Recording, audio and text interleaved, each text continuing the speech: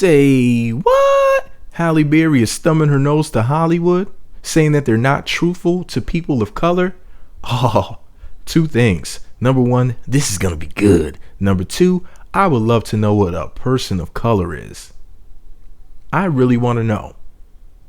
What does that mean? If anybody knows what that does, that mean when somebody uses too much, what is it called, colloidal silver, and they turn blue? Is that a person of color? When a person dies and they start turning purple, is that a person of color? Is Tan Mom a person of color since she's the color of a basketball? Please, somebody, please let me know. I'm about as confused as Bruce Jenner when it's time to go to a public bathroom. I don't know which way to go. So I'm going to read to you what news.yahoo.com wrote about your girl Halle Berry with her extra fine self. They wrote, and I quote, Halle Berry said Hollywood's lack of diversity stems from a lack of honesty. Filmmakers and actors should tell the truth, she said, quote, and the films, I think, that are coming out of Hollywood aren't truthful, end quote. Quote, the reason they're not truthful these days is they aren't really depicting the importance and the involvement and the participation of people of color in our American culture, Berry said. Addressing the Film Academy's diversity controversy publicly for the first time, she made the remarks Tuesday during an on-stage conversation with her agent, Kevin Huvane, at the Makers Conference and AOL Women's Leadership Program. The Academy of Motion Pictures Arts and Sciences has been facing a diversity crisis since the nominations announced last month revealed a second consecutive year of all white acting nominees. Berry is the only black woman to win an Oscar for lead actress. Pause the story right there. Halle Berry's not black. She's mixed. So that means no black woman has ever won the Oscar for lead actress. So all of you Lupita Nyong'o fans and whatnot that bashed me when I made that classic video on my main channel, you know the one. The Lupita Nyong'o is ugly video, and I said that she was a fetish for white Hollywood and that she was being paraded around, and you know, like she was this beauty queen and whatnot. They had her on like People's 50 Most Beautiful People on the cover or whatever, and I said, yeah, you know, they're basically gonna chew her up and spit her out. You know, this is not gonna last long. She's just being used as a fetish. You know, she's just basically masturbation material for some of them. The other ones, she's just being used, you know, to make it look as if they now all of a sudden think that women that look like her are attractive. And I said, you know, it was just one big joke. And people jumped down my throat for it. Now, about a year or two later, how often do you see that chick? I'm just asking.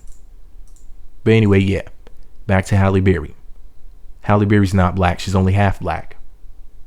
So she's the only black woman to win an Oscar for lead actress. There has been no black women to win an Oscar for lead actress.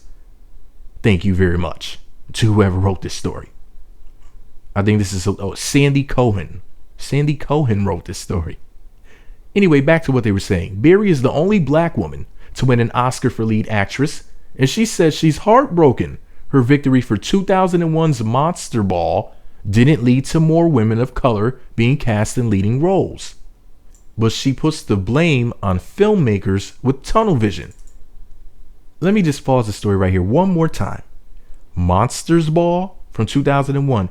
Now, I did not watch the story, rather did not watch the movie, but I did hear all about it. And all I'm going to say is this. If you know what that movie was about, if you know the synopsis, if you know what her character did in that movie, then you know why she won it. And it was not for a good reason. It was to make half of her people look bad. And I don't mean the white part of her. Anyways, the story goes on to say, quote, our cities are filled with black and brown people, and many times, unfortunately, we see films that are set in Chicago, New York, Atlanta, big metropolitan cities, and they're devoid of people of color, she said. Pause the story one more time. I just had to interject this right here. The reason why they're doing that is because if you think about it, a lot of these stories are from the future. That's why there's almost no black people in Star Wars. What they're trying to tell you is that they don't want you here in the future. That's the subliminal message. They're saying, look forward to the future. There won't be any blackies left, or barely any. A little teaspoon of color, a little bit of flaxseed, and a whole big old tub of yogurt.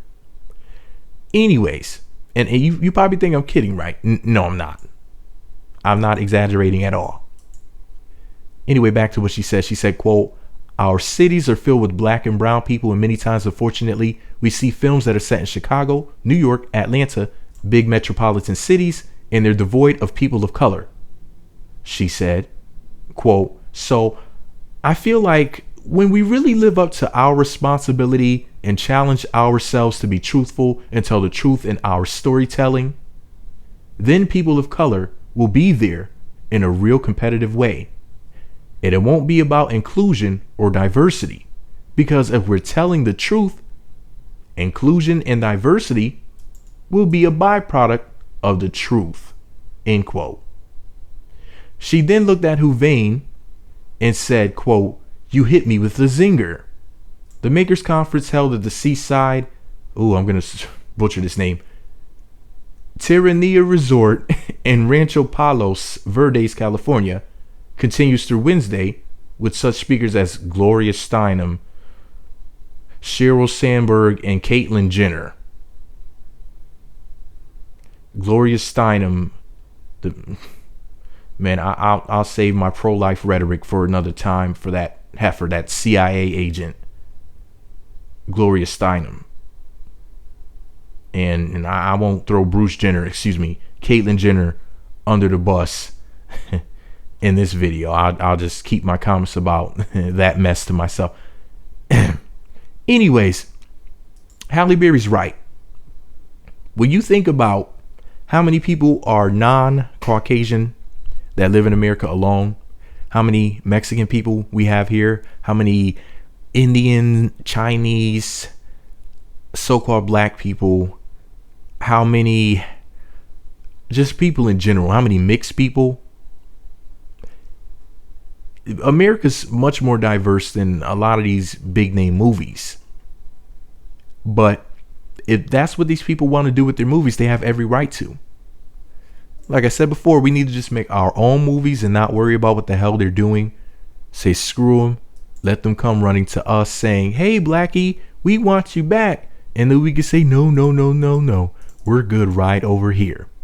Make something for ourselves and then basically do to them what they've been doing to us, which is letting a couple people in, once in a while give them an award, and then we can have our own ceremonies that will be all black nominees, and that'll be that.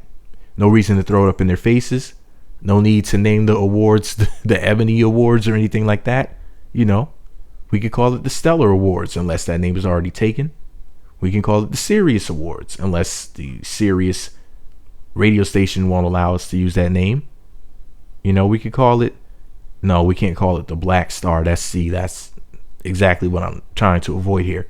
But we can name it something really cool, not the Onyx Awards or anything like that. Nothing that sounds quote unquote black, not the African Awards. We can call it the Diamond Award. That'd be perfect. The Diamond Award ceremony. Perfect. Have our own Hollywood-like movie industry, and when they start calling it Black Hollywood, tell them no, this is not Black Hollywood. It's called the Diamond District or Diamond Cinema or something like that, and have the Diamond Award. And you know what I'm saying, just basically come up with our own thing. Don't let them rename it. Don't let them nickname it. Tell the media to stay the hell out of our business, do our own thing, deal with ourselves, and just leave these fools alone because they're not doing right by us. So what's the sense of going back for more abuse? But this is just my opinion. I'm just an a-hole with a microphone. What's your opinion? I'm sure yours matters much more than mine. Let me know what you think about it all below. Be sure to subscribe to the Meat Magazine YouTube channels. Visit meatmagazine.blogspot.com. Follow me on Twitter @meatmagazine.